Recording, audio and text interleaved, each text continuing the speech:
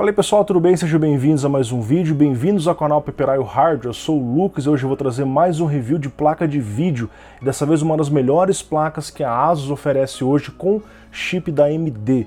Essa aqui é uma Asus ROG Strix RX 5700 Game OC 8 GB de memória. Nesse vídeo nós vamos olhar detalhes da sua construção interna, que é uma coisa bem interessante, o sistema de refrigeração, a parte estética, obviamente, os testes em relação a outras placas, inclusive uma breve comparação com o modelo da 5700 mais simples que eu trouxe recentemente para vocês, que é o Sapphire Pulse. Vou deixar inclusive esse vídeo aparecendo aqui no canto, onde nós vamos tentar entender se existe uma diferença prática entre o modelo mais premium, que é um pouco mais caro, em relação ao modelo mais básico, que é mais barato, em termos de performance, temperatura, ruído, enfim. Então, se você ficou interessado, vem comigo até o final. A GameMax traz ao mercado brasileiro os melhores produtos para o público gamer, do casual ao entusiasta, como os teclados mecânicos RGB, mouses e headsets, os belíssimos gabinetes, dentre eles os modelos com fundo infinito, water cooler para todos os gostos e, claro, os monitores de curvos à tela plana com foco no competitivo online. Saiba mais pelo primeiro link na descrição.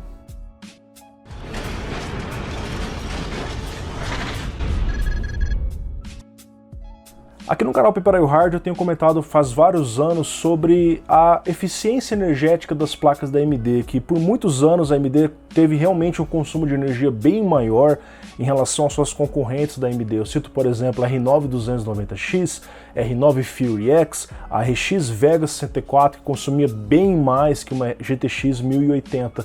Mas com essa nova arquitetura RDNA, agora na litografia dos 7 nanômetros, as coisas melhoraram bem para a AMD. E essa placa de vídeo concorre de igual para igual com uma 2060 e uma 2060 Super, com um consumo de energia similar, parecido. Então aquele legado que a AMD esquentava demais ou consumia demais ficou para trás graças a essa nova geração de placas. Ela vem para fazer frente com as RTX da NVIDIA, tanto a 2060 comum de 6 GB quanto a 2060 Super de 8 GB, se posicionando exatamente no meio dessas placas em performance. O preço aí varia conforme o modelo, como esse é um modelo mais premium, um pouco mais caro, vai haver uma boa diferença ali. Em relação à sua irmã maior, 5700 XT, ela tem algumas especificações um pouco inferiores, o que justifica a diferença de preço. Nós vemos aqui, por exemplo, que ela tem a mesma GPU Navi 10, porém 2304 Stream Processors versus 2560 da versão XT, 144 TMUs versus 160, os mesmos 64 ROPS, 180 watts de TDP versus 225 watts, mantendo-se iguais na memória, 8 GB de DDR6, 14 GHz no barramento de 256 bits, largura de banda 448 GB por segundo. A placa tem um clock base de 1610 MHz, game clock de 1725, boost clock de 1750 MHz, que é um pouco maior em relação ao modelo Sapphire Pulse que eu já analisei aqui no canal, estando inclusive entre os maiores clocks disponíveis na 5700 não XT. Ela segue o mesmo visual já visto na série RTX 20 da NVIDIA, que na verdade é praticamente o mesmo visual desde a série GTX 10, ou seja, é o design aí de 2016 sendo relançado pela Asus aqui em 2019. A sua construção é em plástico, com algumas aberturas por onde vazam a iluminação RGB configurável via software, mas o que realmente chama atenção é o olho ROG no backplate, que também tem iluminação, sendo essa parte a que fica visível pela janela lateral do seu gabinete. Suas três fãs de 90mm contam com recurso fan stop individual, acelerando ou reduzindo a rotação conforme a demanda, e podem ser sincronizadas com as fãs do gabinete através de conectores laterais da placa. Na parte de cima podemos ver o switch de dual BIOS da placa, onde existe o modo Silent e o modo Performance, que são autoexplicativos, o botão para desligar a iluminação, caso você queira por algum motivo desligar, a logo Republic of Gamers e a alimentação PCI Express 8 mais 6 pinos, cuja fonte recomendada é de 600 watts pela própria Asus. Na parte de trás nós vemos um HDMI 2.0B e 3 DisplayPort 1.4. A placa é bem grande, pode não encaixar em todos os gabinetes, são 30,5 cm de comprimento, 13 cm de altura e 5,4 cm de largura, ou 2,7 slots para ser usada no seu gabinete. E nesse momento eu adoraria desmontar a placa e tirar as minhas próprias fotos, mas assim como a placa da Safari, a ASUS coloca selos de garantia no parafusos, o que impossibilita a abertura sem que você perca a garantia da sua placa. Mas, graças ao site Tech Power Up, eles disponibilizaram fotos em altíssima resolução do cooler do PCB e eu vou usá-las nesse vídeo para poder mostrar um pouco para vocês da parte interna dessa placa. Então, vamos lá.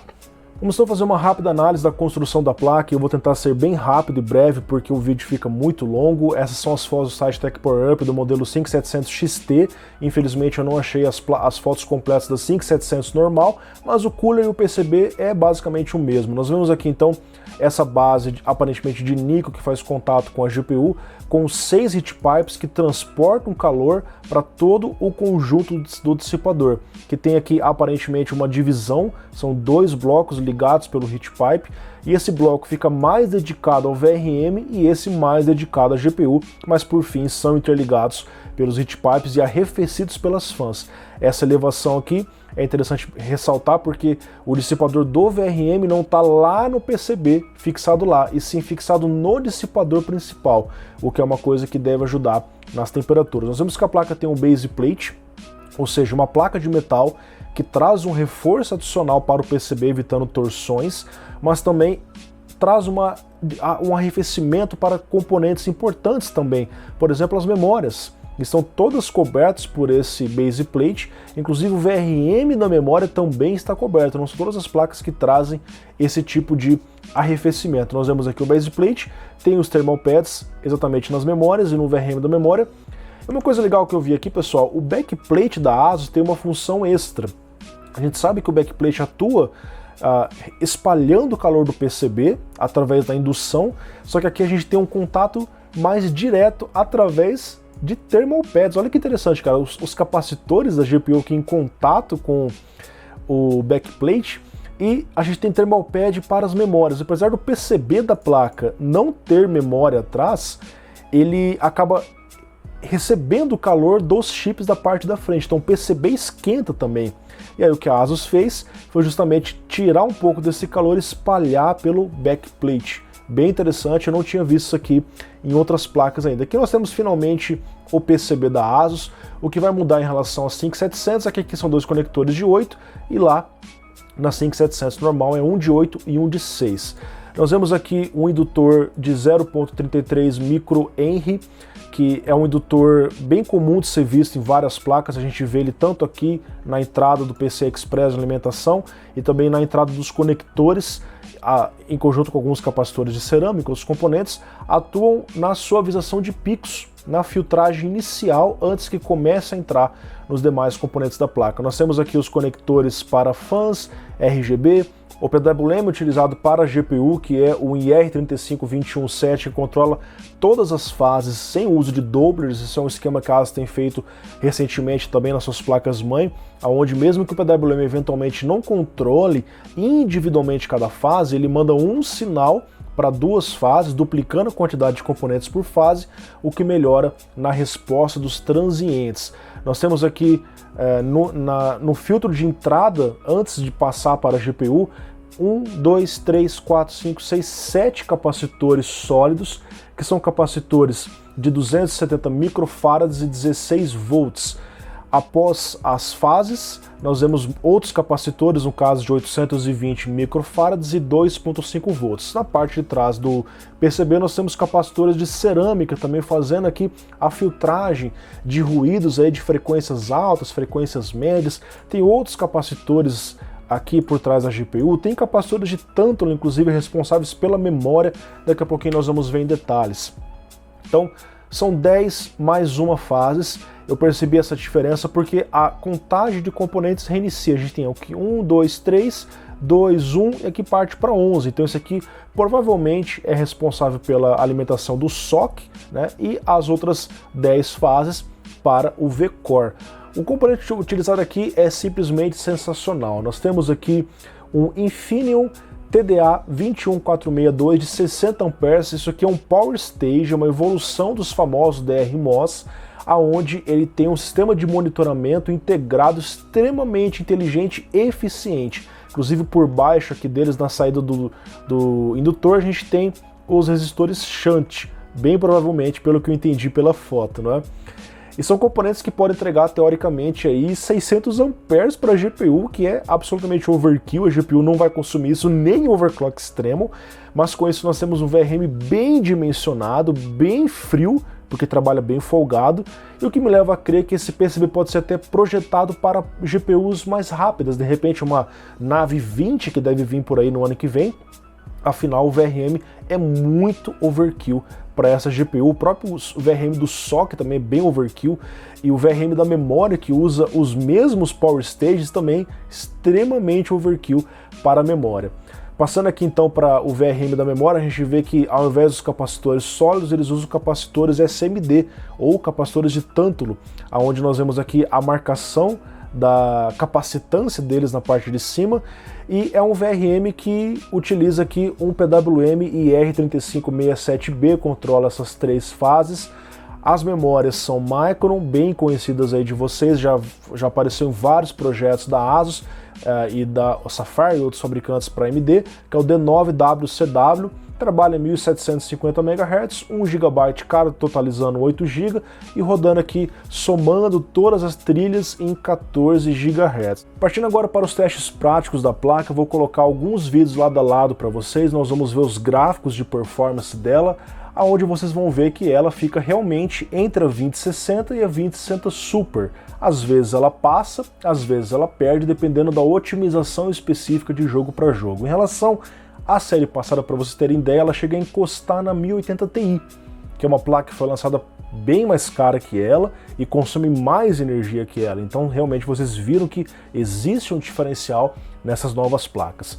Partindo aqui para os gráficos, Assassin's Creed Odyssey rodando no benchmarking alto em 1040p, que é a resolução que faz mais sentido para essas placas, nós vemos que ela entrega uma boa média ali acima dos 60. Em Battlefield 5 campanha, por ser um jogo que roda melhor nas placas da AMD, ela empata até mesmo com a 1080 Ti e encosta na 2070 Super, que é uma placa bem mais cara que ela. O inverso acabou acontecendo em GTA V, que é um jogo que é mais otimizado para a Nvidia, aonde mesmo a 2070 de 6 GB acaba sendo superior a 5700. No Metro Exodus, a 5700 fica lado a lado com a 2070, 90 FPS de média. Red Dead Redemption 2, que é um dos mais pesados, um dos lançamentos aí do mercado, nós vemos ali uma média acima dos 60, Shadow of the Tomb Raider 71 FPS na média, fechando o Witcher 3 rodando no Ultra, empatada com a 2060 Super 76 FPS.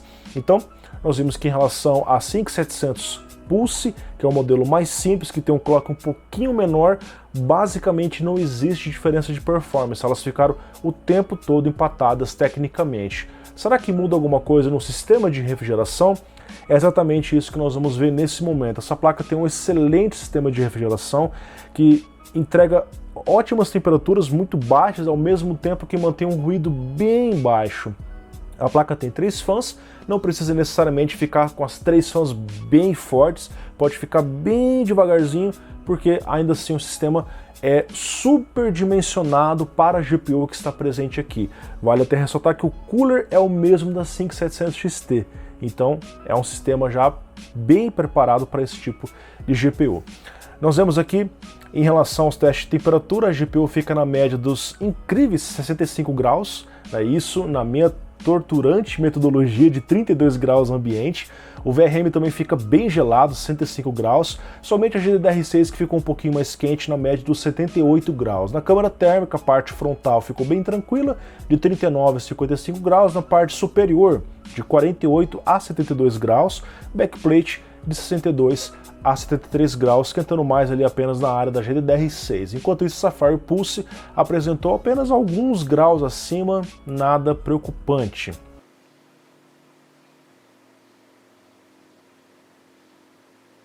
No teste de frequência nós vemos uma boa estabilidade, exatamente o mesmo clock no modo Silent ou no modo Performance. Então o que muda naquele switch de BIOS é apenas o ruído e não a performance prática da placa. A 5700, porém, sofre de uma limitação imposta pela própria AMD, onde ela não passa dos 1800 MHz. Eu testei isso no modelo da Sapphire, e agora no modelo bem preparado para overclock, a gente viu que também não passa dos 1800. você precisa fazer um tweak para rodar essa placa mais de 2000 MHz, que é uma coisa que não é tão simples de ser feita para usuários leigos, usuários comuns de casa. Então no meu teste de overclock, o máximo foi os 1800 MHz e a memória RAM subiu 880 MHz a mais, o que resultou em um decepcionante aumento de 4% no 3D Mark Time Spy, né? E assim nós chegamos na conclusão desse vídeo e a gente vê que, infelizmente, por conta dessa limitação da AMD, mesmo um modelo bem preparado, com VRM sobrando desempenho, a gente ficou limitado a BIOS, ao chip da placa. Então faz diferença para ter melhores temperaturas, só que na prática, FPS não muda muito, né? Então gasta-se muito mais para ter um ruído legal, uma temperatura um pouquinho menor e um visual mais chamativo, com RGB e tudo. E aqui nós temos um problema, né, dos modelos diferenciados, porque essa placa lá fora custa cerca de $400, que é cerca de $50 acima dos modelos mais básicos, o Sapphire Pulse, a PowerColor Red Dragon, aqueles modelos da XFX, mais simples do Alphan, os modelos da própria ASRock. Agora, na faixa dos $400, você acha, além dessa placa, aquelas Red Devil, PowerColor, Triple Fan, você acha Sapphire Nitro+. Então, nós temos uma diferença nessas placas, duas categorias de preços diferentes. Uma que entrega um melhor custo-benefício, isso é fato, as placas de $350 entregam um custo-benefício melhor. Essas placas são para aquele cara que quer uma coisa um pouco mais premium, um visual mais reforçado, uma iluminação melhor, porque tem placas, por exemplo, a Sapphire Pulse, que eu testei aqui no canal, que é uma placa que praticamente não tem iluminação, é uma coisa bem simples. Aqui você já tem, e aí isso tudo vai encorpando a placa e tornando não só esse, mas os outros modelos que eu citei um pouco mais caros. O que acaba acontecendo com a 5700 da ASUS e outros modelos mais premiums é que elas ficam caras demais aqui no Brasil, de forma com que você chega a achar 5700 XT, que é uma placa que tem mais especificações, uma placa mais rápida, às vezes no mesmo preço dela. Eu já vi essa placa por R$2.500, R$2.400, e eu já vi modelos da 5700 XT mais simples realmente, porém com a GPU mais rápida custando R$2.300. Então, modelo diferenciado e uma placa que não é a mais top, acaba aumentando demais o custo em relação ao que aumenta na performance. Basicamente a mesma performance de uma placa de R$1.900, que é o caso da Sapphire Pulse, e um preço que fica um pouco salgado, né? Enfim, pessoal, aí fica a critério de vocês. O modelo analisado é muito bom, frio, silencioso. Na minha opinião, focando no custo-benefício, vale a pena pegar uma 5700 um pouco mais simples, como aquela que eu analisei para vocês, a Sapphire Pulse, que eu achei excelente projeto pelo preço que cobra, não é tão cara, ou se você está disposto a comprar, investir aí R$2.400, R$2.500, eu pegaria 5700 XT.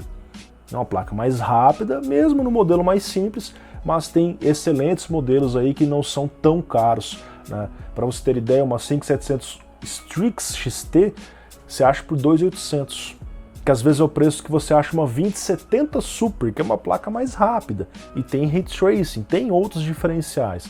Então, modelos customizados enfrentam dificuldades, especialmente no Brasil, né? Porque esses $50 chegam aqui custando R$400, né? É uma coisa bem diferente. Enfim, aí tem público para tudo, cada um sabe aonde o calo aperta. Pessoal, espero que vocês tenham gostado dessa breve análise, né, dos testes. Deixe aqui nos comentários o que vocês gostariam de ver nos próximos reviews e sempre que possível procurar atender. Um abração, até mais.